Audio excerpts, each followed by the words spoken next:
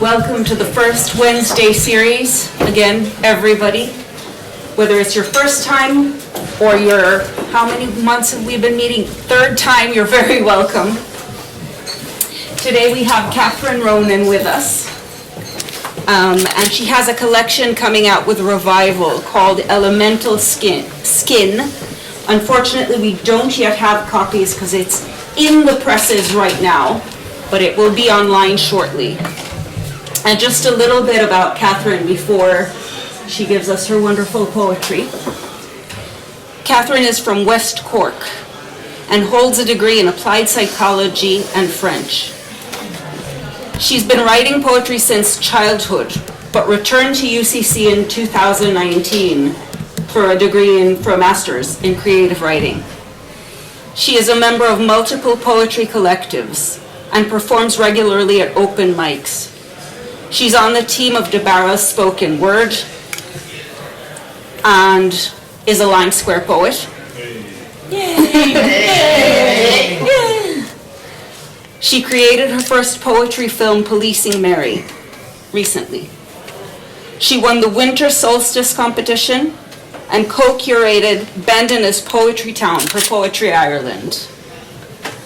She has featured in many venues, but just to mention a few, in the Winter Warmer Poetry Festival, Words by the Water, Cork World Book Festival, Sling Slang, and more. She's published in Woman Scream, Cork Words 2, Swerve, Blue Mondays, Love, Volume 2, The Opinion, Wexford Women Writing, Undercover, Drawn to the Light, and Long Island Sounds in New York. Catherine believes in the ancient shamanic principle that we are nature and everything is connected.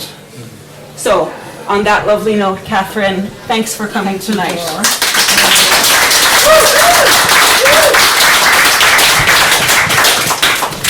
Thank you, Dor, and thank you, Dominic, and thank you to the famous Whitehouse for having me here this evening. I'm thrilled to be here. Like Dor said, I've been writing poetry since I was 9 years of age, and I did an intensive week-long course at Paul Muldoon, and he went around the table and he said, "How long have you been writing poetry?" I said, "Since I was 9. He said, "Can you remember your first poem that you ever wrote?" And I said, "I can, of course. My jeans are dirty. I have no others. I'd wear some clean ones if they'd been washed by my mother." But anyway, I love doing workshops, and I've done workshops with some of the greats like Paul Muldoon, Afric McGlinchey, Adam Wyatt, Paul Casey, Matthew Geeden, to name but a few. And this one, poem that I'm going to read first is called Penny Peugeot. And this poem is based on something that happened in real life, and it was a finalist in the Jester of the Kingdom competition in 2019. Penny Peugeot. Penny Peugeot took off like a rocket. She showed me her scratches. I pretended not to notice, or if I did, I knew I had to forget. We were screeching to the other side of the river, and she knew its warrens and burrows way better than anybody else. So 2 cups of whiplash and a glass of vertigo later, we arrived at the North Cathedral. An illegal turn on what seemed like cobblestones, her hip held high on the footpath. Passengers emerged from the Batmobile, dazed. Penny Peugeot knows everything. Pointing in the direction of the secret door, we were soon poring over the grieving family. Penny Peugeot was right. We needed fuel soon. Take off again. Legal parking outside Starbucks. Another daring maneuver. The taxi drivers won't mind. It is Penny Peugeot, after all. Just missing a bus and almost knocking a pedestrian, she weaves at breakneck speed back to base. Penny Peugeot has had a blast, but at this point tries to park in the space for a mirror. 2 doors scratched. Not good chalk. It's MC's car. Can't reveal the name. GDPR, you understand. But let's just say MC, when shopping, in Tesco, in Douglas, MC's car is toast. Penny Peugeot rides again. Penny Peugeot, what next?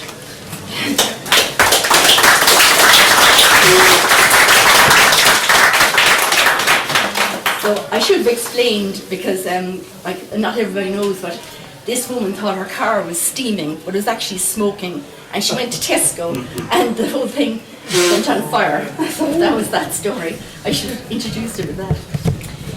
So the next poem I'm going to read is Winter Hope. And this won the Winter Solstice Poetry Competition 2021. And I'm going to dedicate this to my Auntie Esther, who left me 2 surprises in her will yesterday, including this brooch. So this is for Auntie Esther. Winter Hope. I knew you would come, invincible sun, rebirth from darkness, clocks burn and turn, stone-singing ancestors face the same sky, mistletoe glows, fiery ankles feast.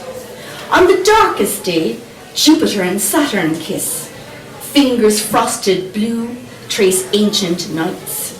You offer me the veiled chalice of begin. I crawl out of winter's cave, newborn in your sight, squinting at your song, written in the trees. I knew you would come, invincible sun.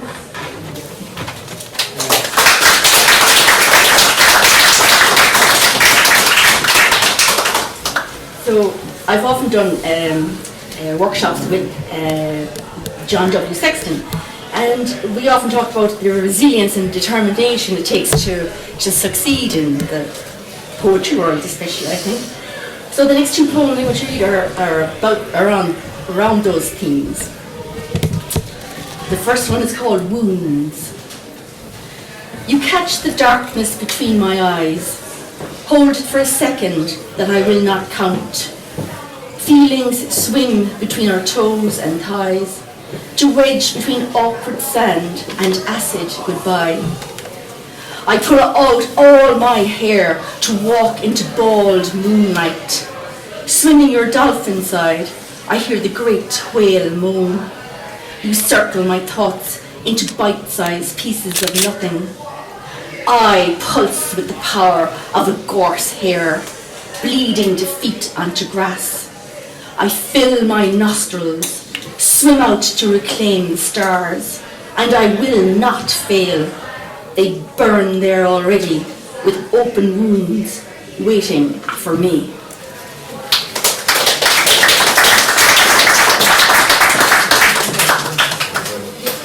I am Crow. I finger a glass full of eyes and throw them at the mirror of disbelief. Others stand in the shadows of all things silent and secret like snuff.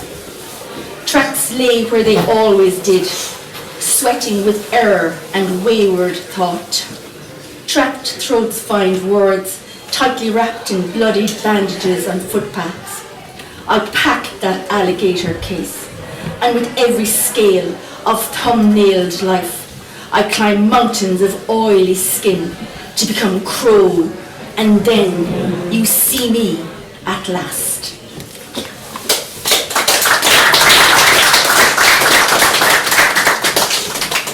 Now my husband Pat is in the audience this evening, and he's not normally at my poetry reading, so he's kind of distracting me a small bit. I think I should leave you outside the door the next time. So we were in college together, and we were in college together at UCC, and I used to sit behind him in philosophy. And I said to Rosalind, one of my best friends, I said, I quite like this guy. I like the way he questions the lecturers, and I like the way he sounds, and I like the way he moves. And then one night he came in the late 80s, there were these hand-knitted jumpers, all different squares, and they were very fashionable. So I said to Rosalind, I said, I have a chat-up line, a ready-made chat-up line. So he sat down in front of me as he usually did. I tapped him on the left shoulder and I said, did your mother or your girlfriend knit that jumper for you? And he turned around and he said, my mother. And I said, so you don't have a girlfriend, so? And he said, no. And I said, good. So for my American poet friends, Mary Louise Kiernan and Francesca Bell, I have to explain that jumper is the same as sweater. So, jumper. Knitted in colourful stanzas, written by your mother, I stare at the back of your curly blonde head every Tuesday in philosophy. Only Desmond or Clark can see your face. Fine for now, but not forever. I touch you on the left shoulder, reach beneath to pull out poetry. Goodbye to stanzas, cast off free verse, two plain, one pearl. You are the only one. I mend the secret hole in your jumper.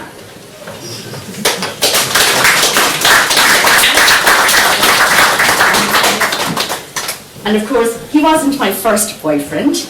No indeed. So I fondly remember AOC, Adrian something, can't reveal his surname, of course, in case he's watching. It's in the audience. So this is an autobiographical, completely true. First kiss. We bob up and down in your father's boat on the deepest lake in Trigumna. Bodies never reach the bottom, as in the dark descent to rippled eel beds, skeletal fingers calcified in crevices catch scalps in murky half-light. Wearing tight grey Levi's, a white grandfather shirt, and a real leather belt that sunny, mystical afternoon. Your teeth, a shrine, your lips, the holy grail. I never confess that I cannot swim. Promise of a first kiss outweighs any drowning. I pass your house boarded up now. What would a second first kiss taste like after all these years? Licorice or ginger, I wager, unless you are dead. Anyway, we're all dying now, eating memories.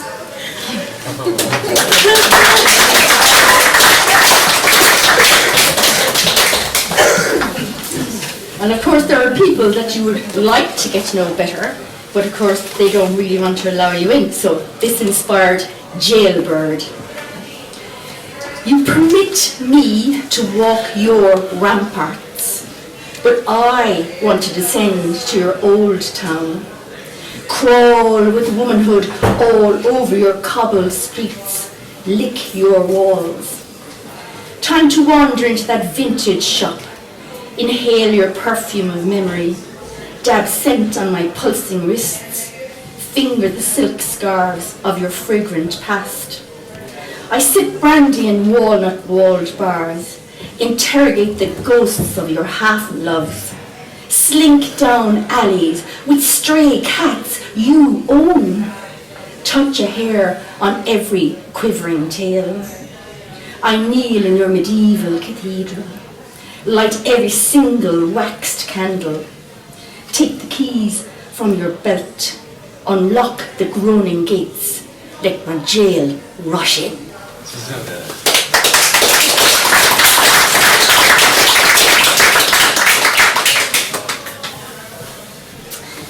So 2020 was a strange year for everyone, for COVID really, I suppose.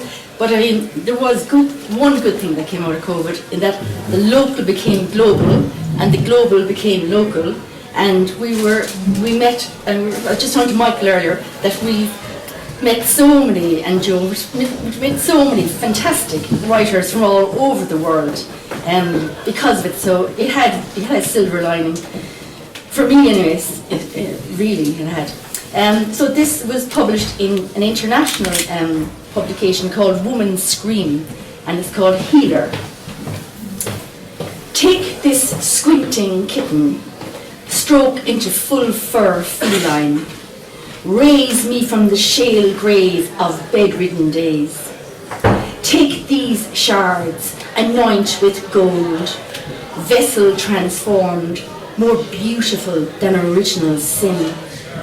Take me in your swollen arms, show me the moon, silver pools of magic, I am the sea. Take my face, whisper, rainbow after rain, create circles to complete new language. Healer, I am woman, heal me.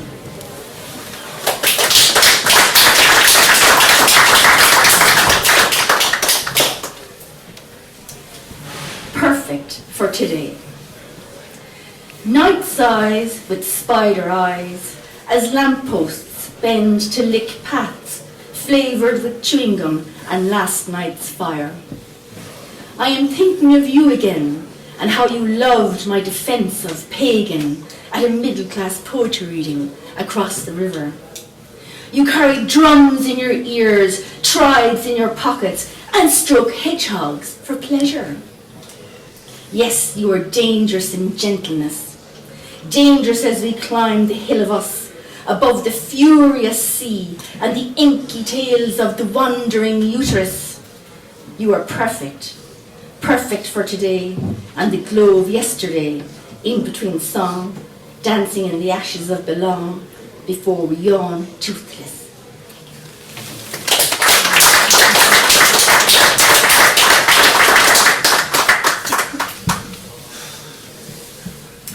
So there's a wonderful Poetry in the Park project in Cork that's an initiative of Cork City Library and Patricia Looney.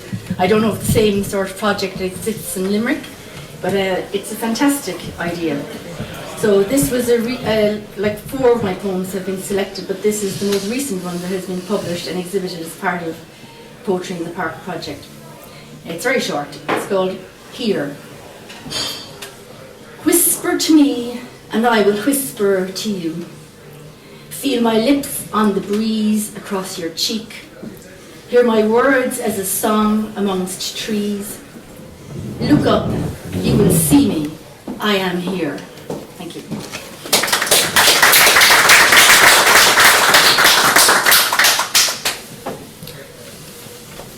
So I do think a lot of people are suffering anxiety. I can't even say if we're post-COVID, but this next poem is about people who are suffering mental illness, and I think if we have capacity ourselves, I believe we should extend the hand of friendship and protection, especially in their darkest days. So this is called Feathers. In the market bar, you fill my forehead with tarring, shaving, exorcism sticking to the roof of your mouth, spitting stories of St. Kevin's. God, you are exciting.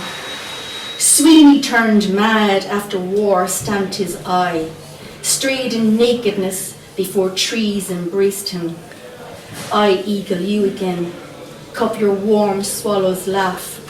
Trust this crow eye. I will feather you home.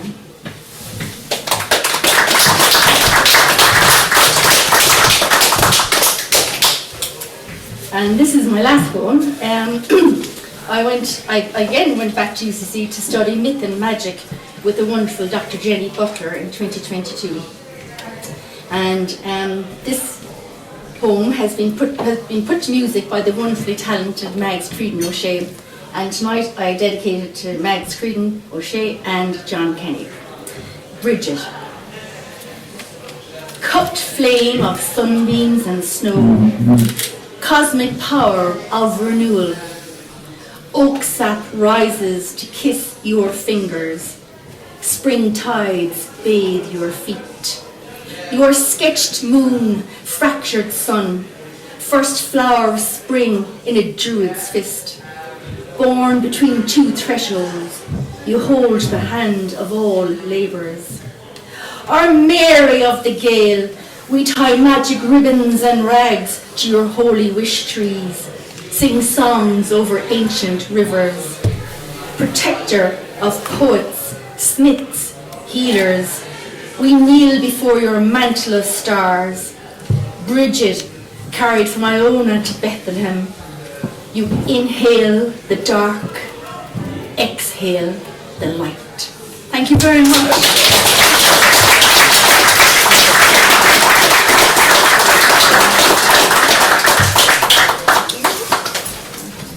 And then the other thing we're going to be passing along after the break, but I just want to tell everybody, is this. It's a poster from tonight where people can write little messages for Catherine to thank her about to thank her for the reading. We'll also be passing a donation box, sort of a tip jar for tonight because we don't have Catherine's collection and she traveled all the way from Cork. So if you feel like expressing appreciation this way or that way or both, you're welcome to. And we'll see you again in 5 minutes' time. Well done.